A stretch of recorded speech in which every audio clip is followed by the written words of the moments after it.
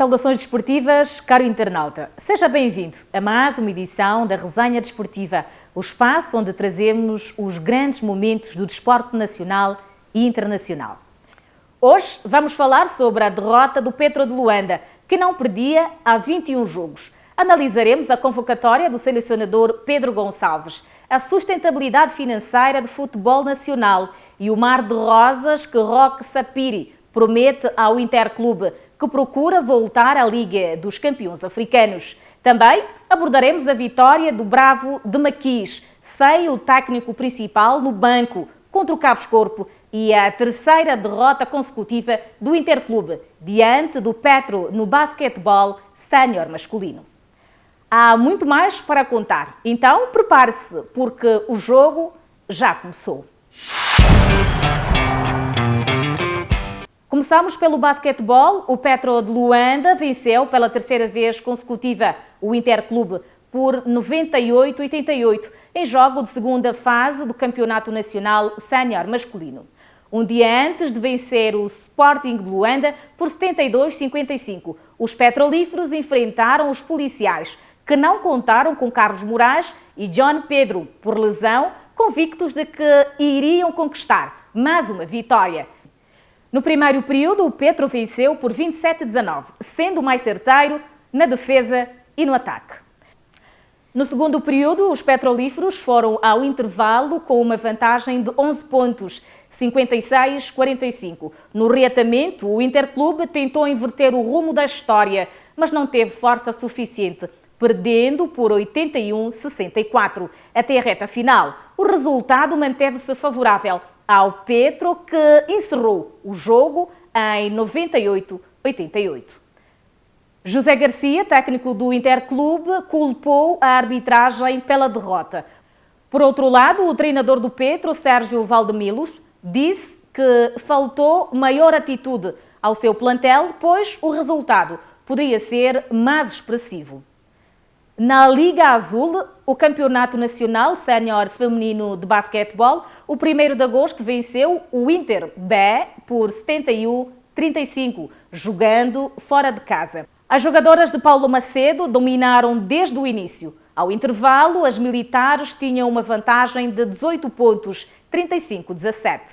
Embora a juventude do Inter tenha mostrado bons momentos, a experiência das militares fez diferença. A Valentina Chimaia, com 15 pontos, e a Avelina Peso, com 11, foram as principais destaques. Pensamos que podíamos ter feito melhor. A meta, que era marcarmos 80 pontos, infelizmente não conseguimos. Defensivamente já foi melhor, porque elas marcaram 35 pontos também, porque era 40, o número que nós tínhamos estipulado. Ofensivamente não cumprimos, mas no cômputo geral, positivo pelo facto de termos ganho o jogo. Jogar contra o 1º de agosto não é fácil. O 1º de agosto é uma equipa que é campeã, já foi campeã africana, tem jogadoras já maduras, tem um grosso de atletas que já jogam juntas há muito tempo, jogadoras muito experientes, são mais altas, são mais pesadas. A nossa equipa é uma equipa muito jovem, onde temos muitas jogadoras ainda com idade de júniores que ainda estão em formação. O objetivo da nossa equipa é formar jogadoras, que é para nós podermos dar a equipe principal do Inter. Agora vamos ver alguns momentos do futsal, onde a RNT venceu a Supertaça Provincial Carlos Gurgel, goleando o Maculusso por 7-2.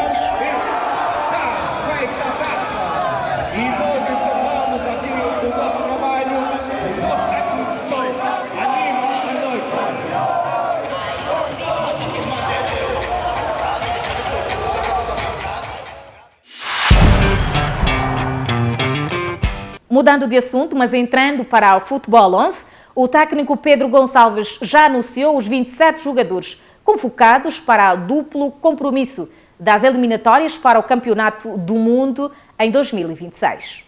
Destaque para Afimico e André Vidigal, jogadores que militam no estrangeiro e vão emprestar a sua experiência à seleção.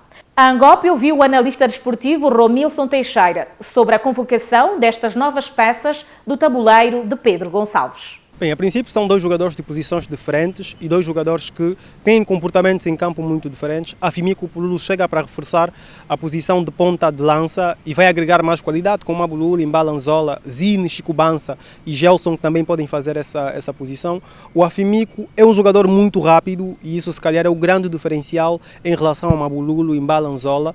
Apesar de ser um jogador que gosta de estar na área, que tem uma qualidade muito boa no toque dentro da área, um jogador muito tranquilo, que sabe jogar de costas para a baliza e que tem essa frieza para jogar em espaço curto, mas consegue dar uma outra amplitude em termos de jogo, consegue aparecer em zonas mais descaídas para as laterais, então traz um pouco mais de mobilidade do que propriamente Mbalanzola e Mabululu, que são muito fortes, por exemplo, no jogo aéreo. Então é um jogador de velocidade, um jogador de buscar a profundidade e também de colocar a bola na área, porque consegue jogar e talvez vai conseguir fazer tabelas com os nossos extremos, que são jogadores que também aparecem bem.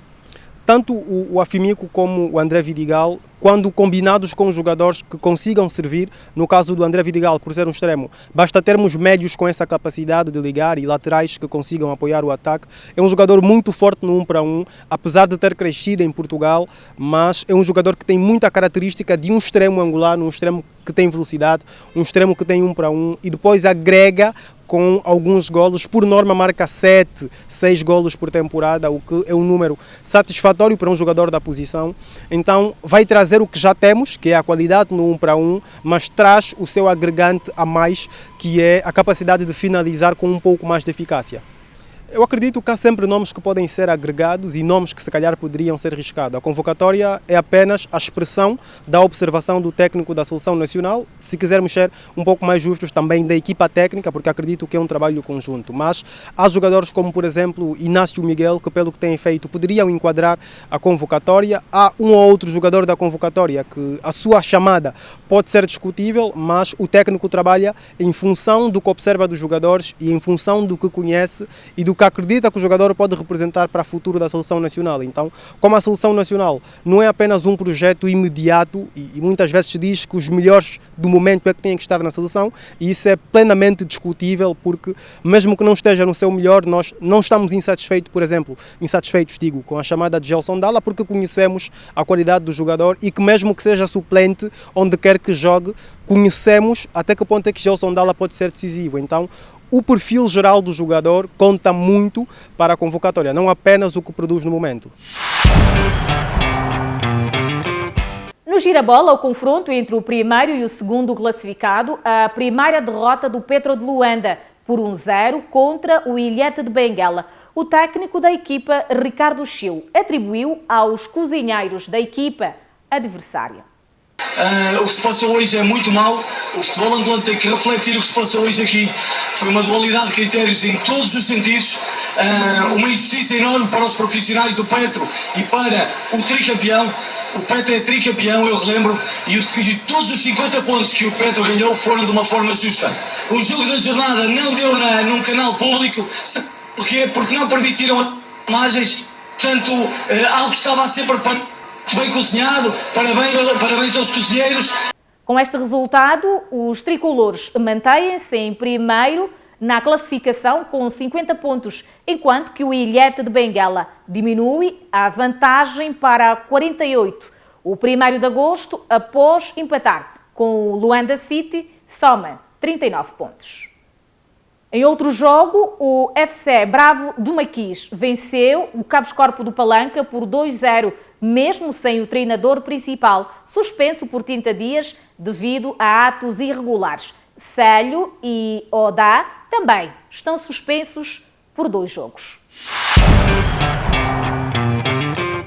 O primeiro campeonato nacional de mão-bol a ter lugar em Luanda, com a participação de 8 equipas vindas das províncias de Benguela, Bengo e Luanda, vai acontecer de 21 a 29 deste mês. A Angop ouviu o porta-voz do evento, que deu mais informações sobre a modalidade destinada a pessoas com deficiência.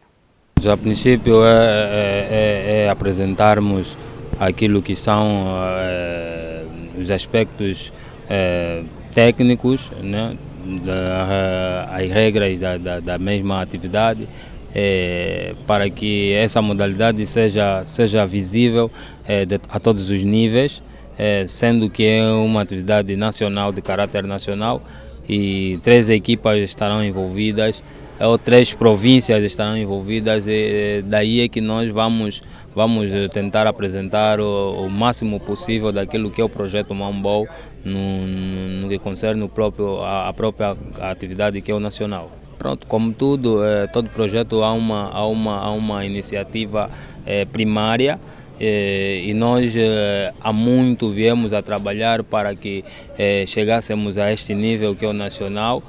Começamos desde o municipal, provincial, e agora estamos no primeiro nacional, sendo uma modalidade só praticada em Angola.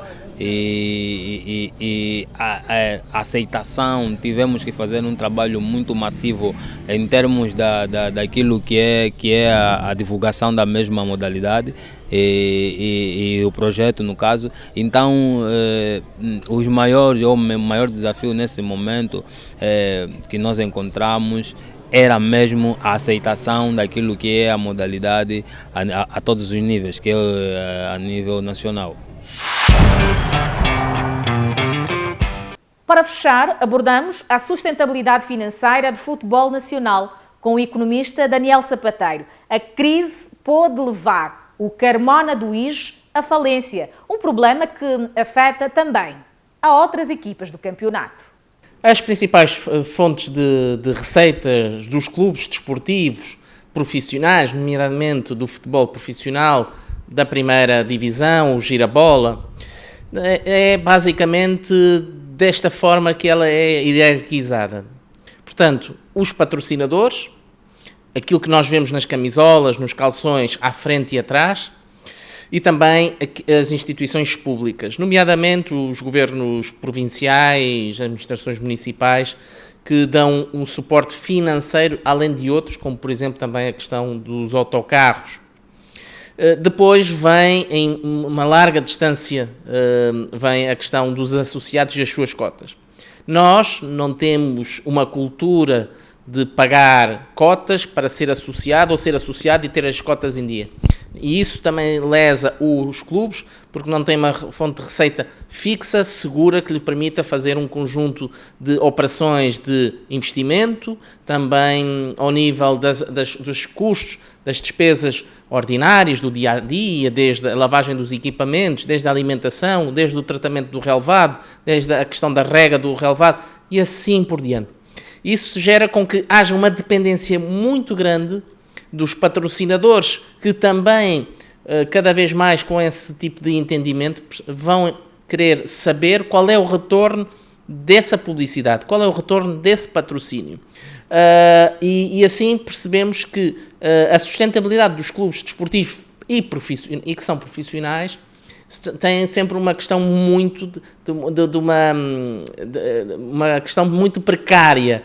Nós não estamos, por exemplo, a pensar que as transferências dos jogadores entre clubes do Girabola ou para outros clubes continentais de África ou para os grandes palcos do mundo, a Europa, a América do Sul, seja também uma fonte de receita que se possa prever que os clubes possam inscrever nos seus orçamentos.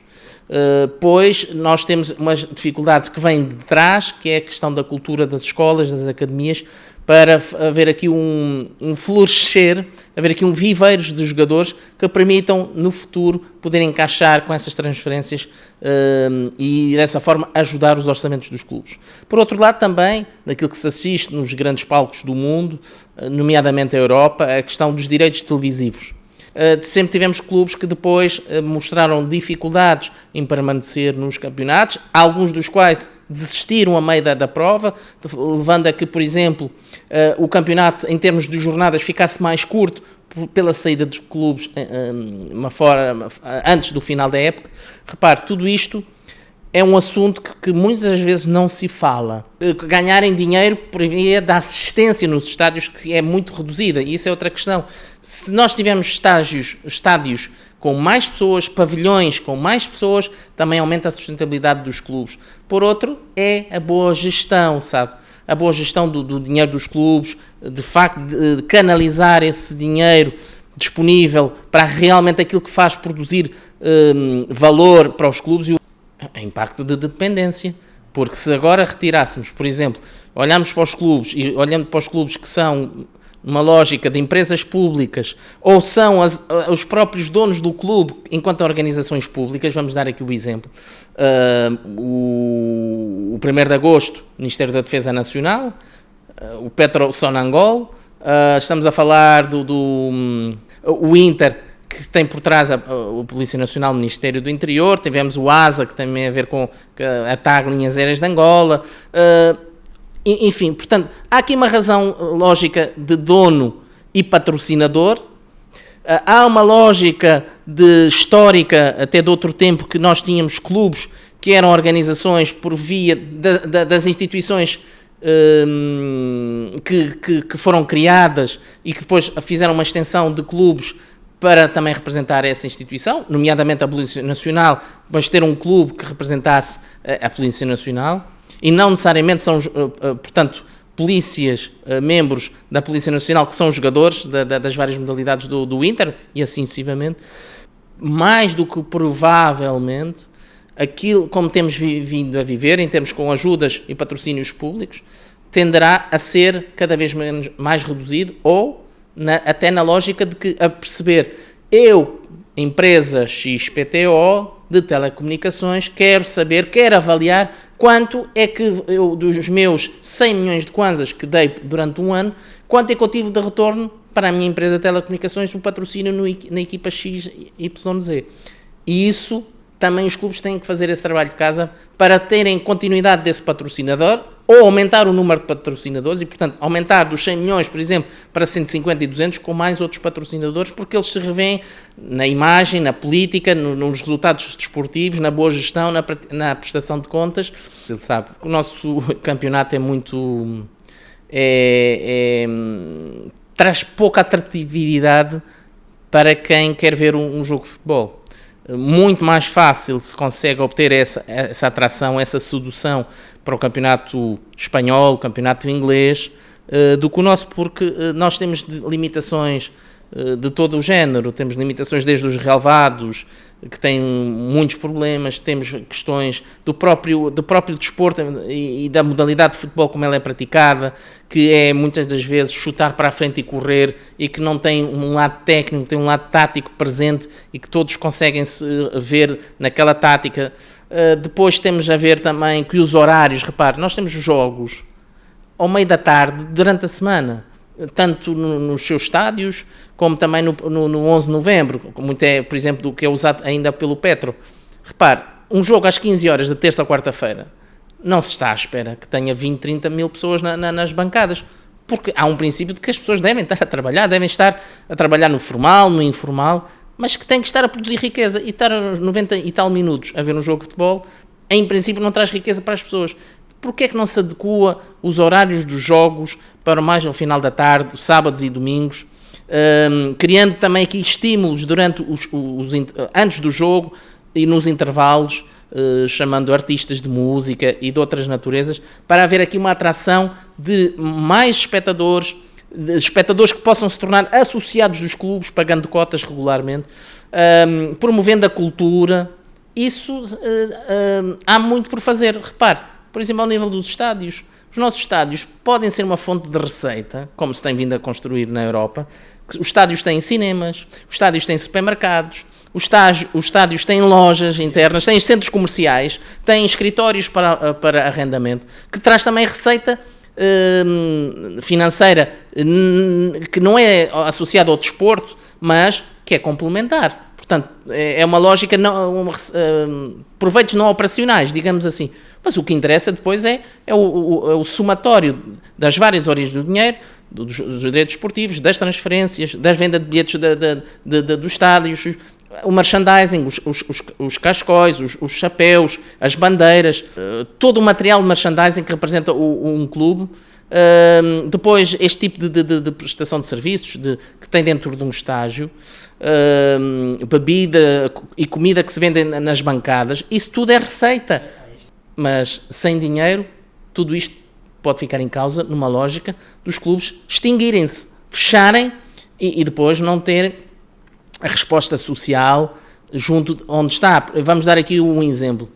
O Progresso do Sambizanga, um clube que está no centro da cidade, outrora um distrito urbano, agora um município, que tem muita gente à volta daquele estádio. Aliás, do outro lado, onde era o mercado do Roque Santeiro. Este estádio, ao longo do tempo, foi-se degradando, não houve renovação do clube, não houve renovação do estádio e hoje é um clube que me parece que é inexistente. Então, eu imagino todas aquelas crianças e jovens que moram ali, nas redondezas, desde o Miramar até à Boa Vista, e para quem vive na cidade percebe o que eu estou a dizer, não tem um sítio onde possa praticar desporto com segurança. E o clube poderia fazer isso nessa lógica das escolinhas e da academia. E assim encerramos mais uma edição da Resenha Desportiva. Obrigada por nos acompanhar. Voltamos na próxima semana com mais emoções do mundo do desporto. Até lá, viva o desporto nacional!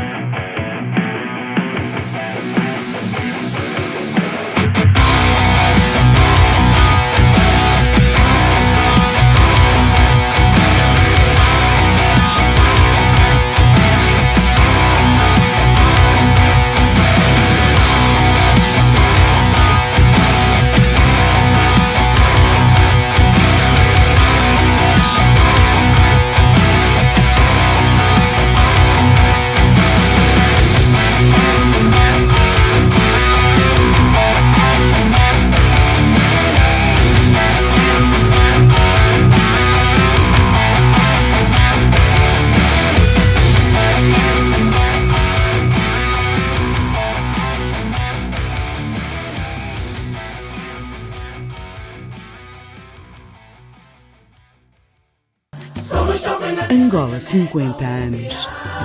Preservar e valorizar as conquistas alcançadas, construindo um futuro melhor. Governo de Angola.